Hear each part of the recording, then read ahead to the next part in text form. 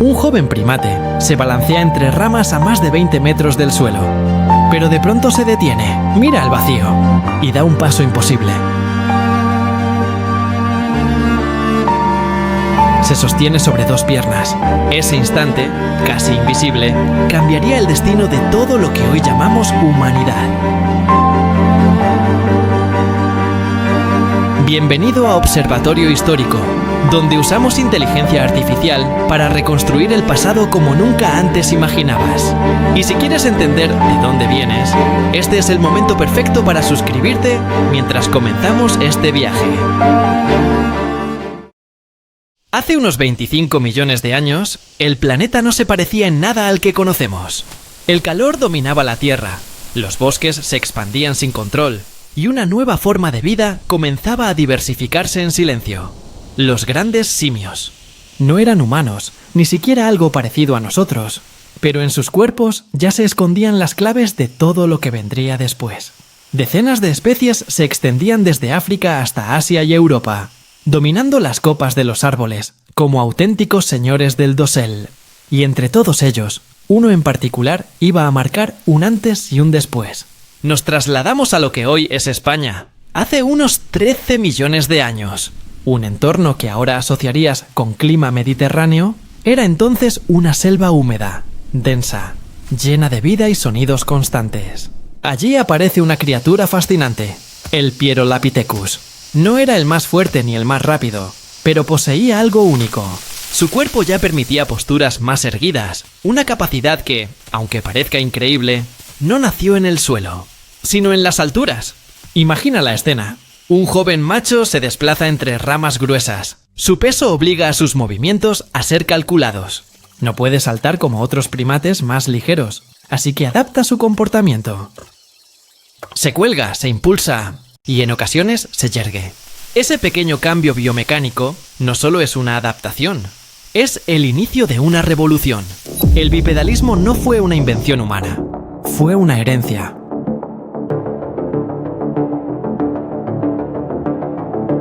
Pero la evolución no se trata solo de cuerpos, se trata de decisiones.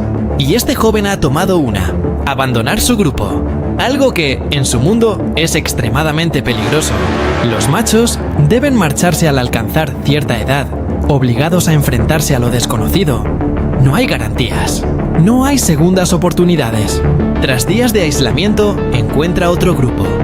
Observa desde la distancia. Una madre protege a su cría. Un macho alfa vigila. Cada movimiento está cargado de tensión. Aquí no hay diplomacia. O eso parecería, porque justo en este punto ocurre algo extraordinario. El joven intenta acercarse. Es rechazado, intimidado, podría morir. Pero entonces sucede algo inesperado. Una hembra mayor lo observa y percibe su angustia. No es un simple estímulo, es algo más profundo. Empatía. Por primera vez en nuestra historia evolutiva, vemos una emoción que cambiará todo. La capacidad de sentir lo que otro siente. No es solo supervivencia, es conexión. Esa hembra no actúa por instinto puro, actúa porque comprende. Y ese pequeño cambio lo altera todo. Gracias a esa conexión, el joven no es expulsado inmediatamente. Tiene una oportunidad, pero aún no pertenece al grupo. Necesita demostrar su valor, encontrar su lugar dentro de un sistema complejo, donde cada individuo cumple un rol. Mientras tanto, llega la noche. Y aquí aparece otro de los grandes avances que heredamos sin siquiera notarlo. Los Pierolapithecus no duermen como la mayoría de los mamíferos. Construyen nidos, estructuras en lo alto de los árboles que les permiten descansar durante horas seguidas, protegidos de depredadores. Puede parecer algo simple, pero no lo es. Dormir profundamente permite algo crucial: consolidar memoria, aprender, organizar información. Sin ese descanso prolongado, el desarrollo cognitivo que hoy define a los humanos jamás habría sido posible. Pero hay un problema. Nuestro joven protagonista no sabe construir uno. Nunca lo necesitó antes. Dormía con su madre.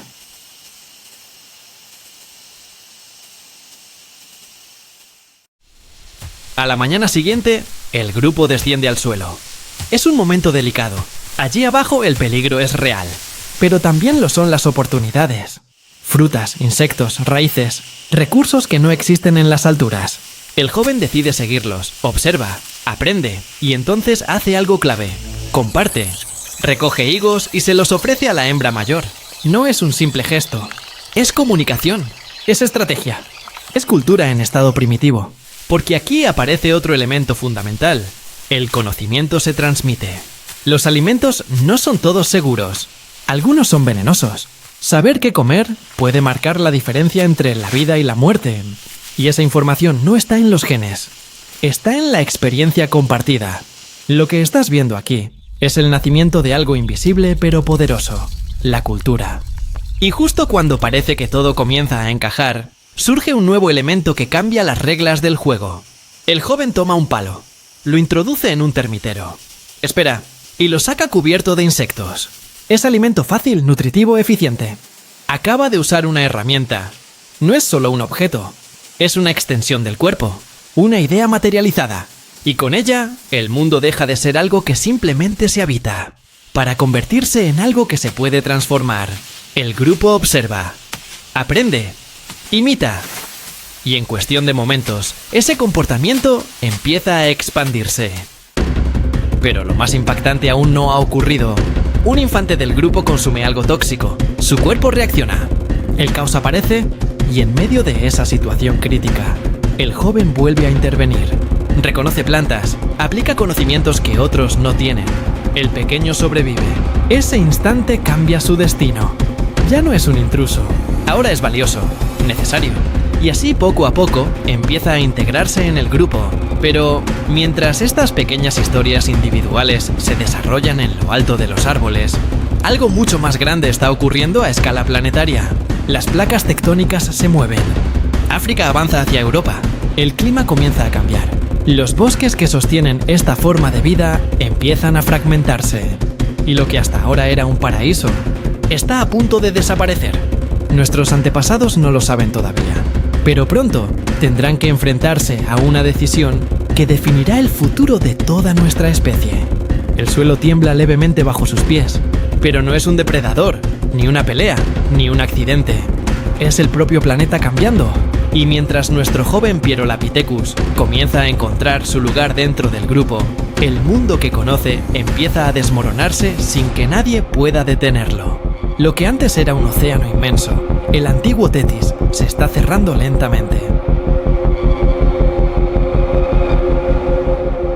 Los bosques húmedos que durante millones de años fueron el hogar perfecto comienzan a fragmentarse.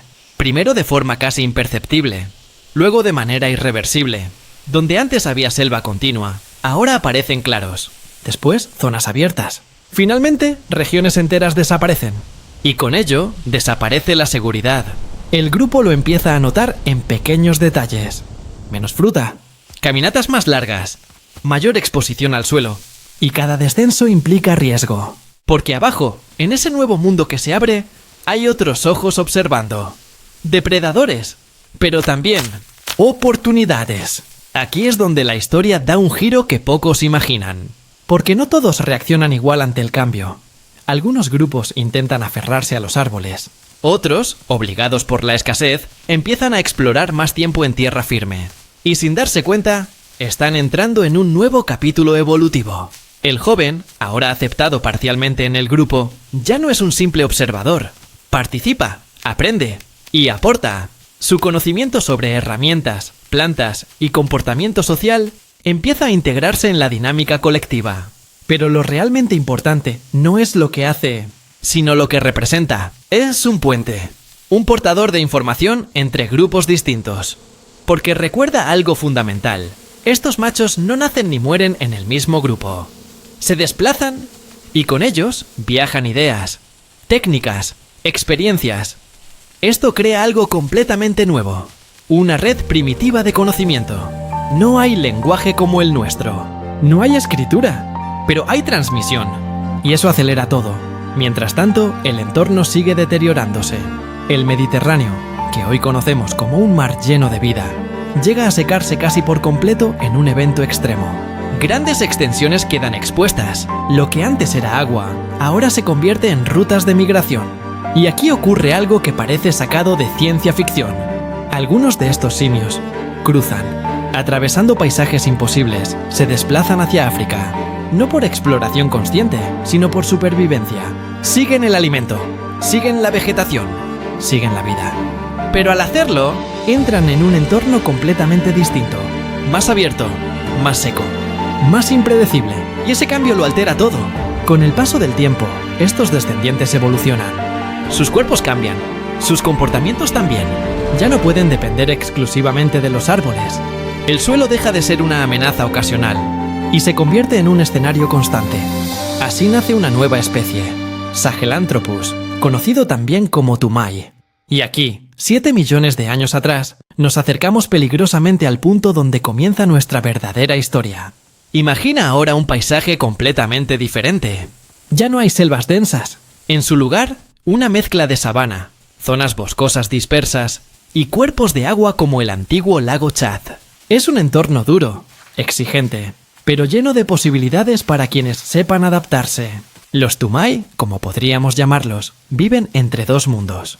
Aún duermen en los árboles, pero pasan cada vez más tiempo en el suelo.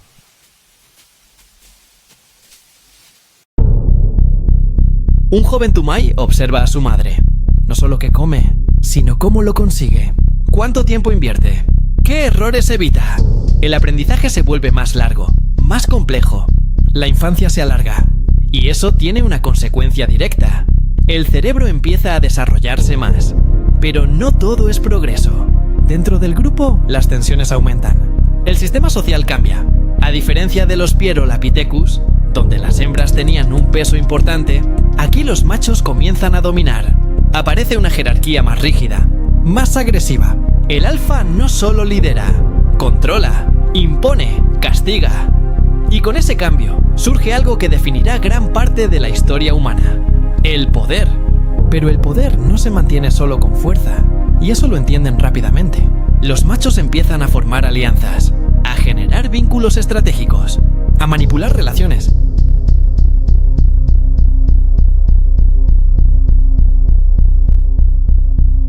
En otro rincón del grupo, algo completamente distinto está ocurriendo. Una pareja joven se aparta del resto. No es solo apareamiento. Permanecen juntos, se miran, se tocan, intercambian gestos que no tienen una función inmediata de supervivencia. Es algo nuevo. Vínculo. Por primera vez, la relación entre macho y hembra empieza a tener una dimensión emocional más profunda. No es solo reproducción, es conexión prolongada. Y eso transforma la estructura social desde dentro. Pero la naturaleza no da tregua. Un infante se aleja demasiado del agua. Y luego tragedia. El pequeño muere, el grupo se detiene. Observa, no hay huida inmediata. No hay abandono total. La madre permanece y aquí sucede algo que cambia nuestra comprensión de lo que significa ser humano. Ella no se separa del cuerpo, lo toca, lo observa, permanece. Los demás se acercan, se agrupan. No hay lenguaje, pero hay una sensación compartida. Pérdida. Es el inicio de algo profundo. No solo entender la muerte, sino sentirla. Y con ello aparece el primer indicio de ritual.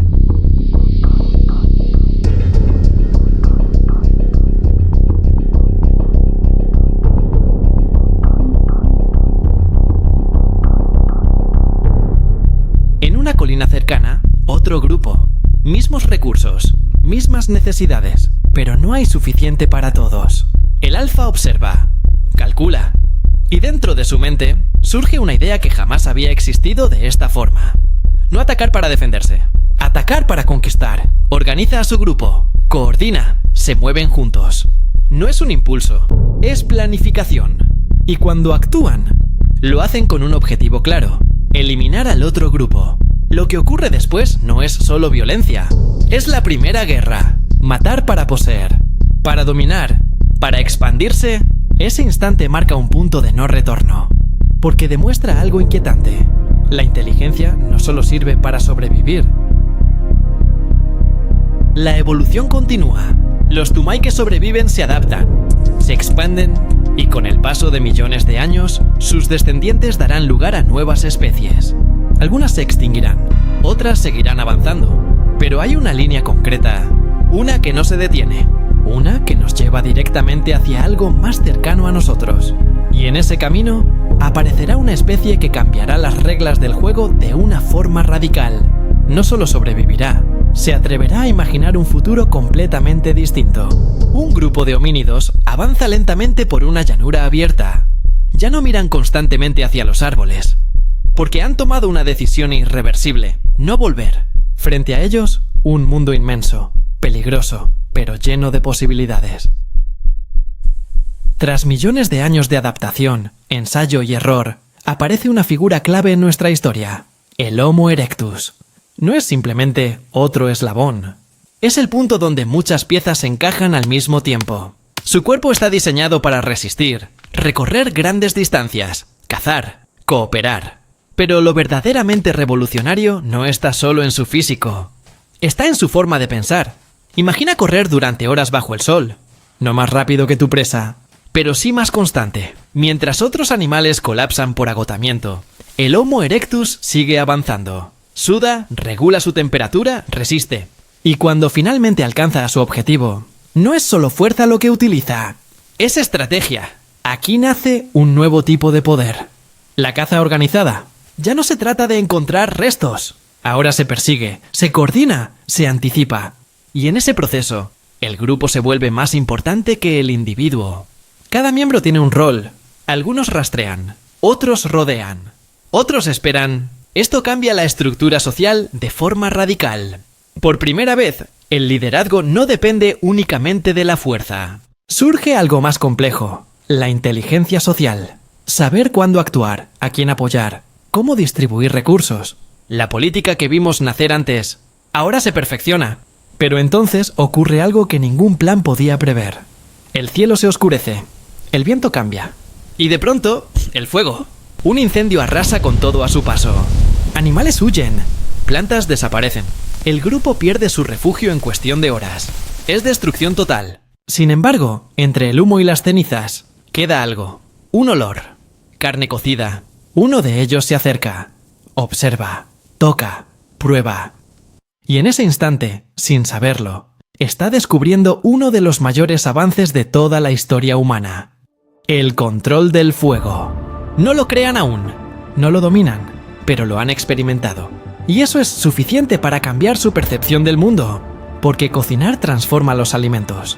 Los hace más fáciles de digerir, libera energía, reduce el esfuerzo del cuerpo y permite que esa energía vaya a otro lugar: el cerebro.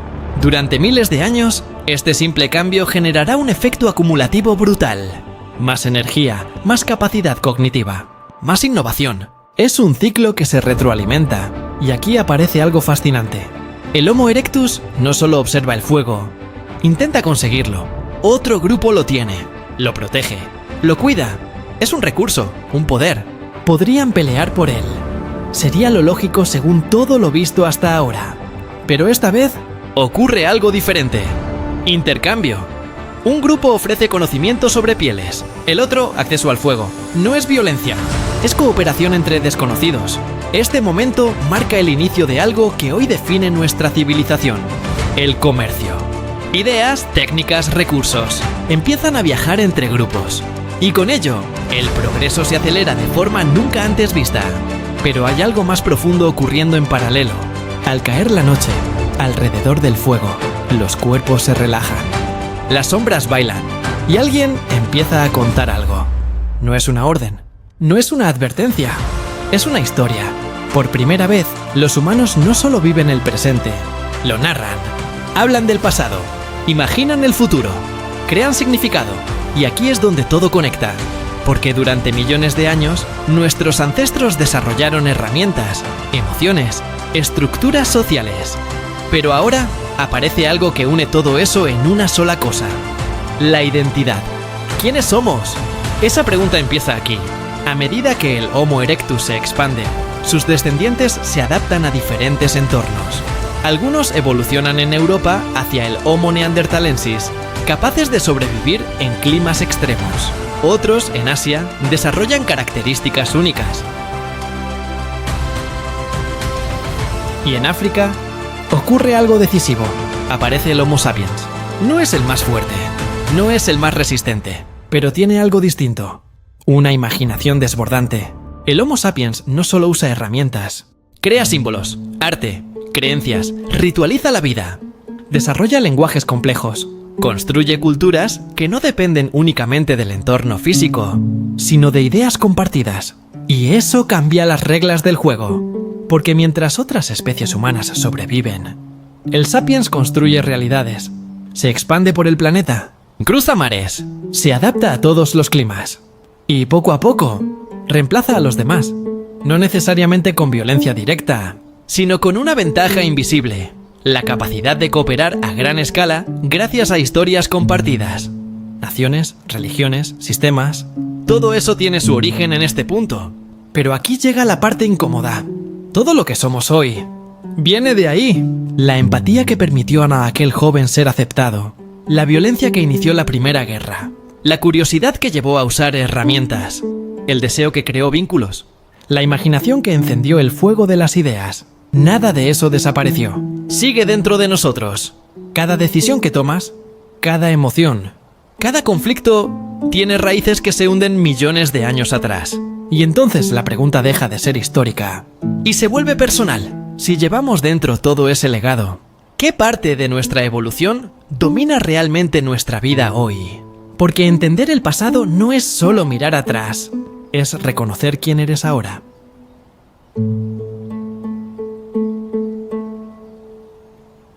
Si este viaje te hizo ver la historia de otra manera, suscríbete a Observatorio Histórico, porque esto no termina aquí.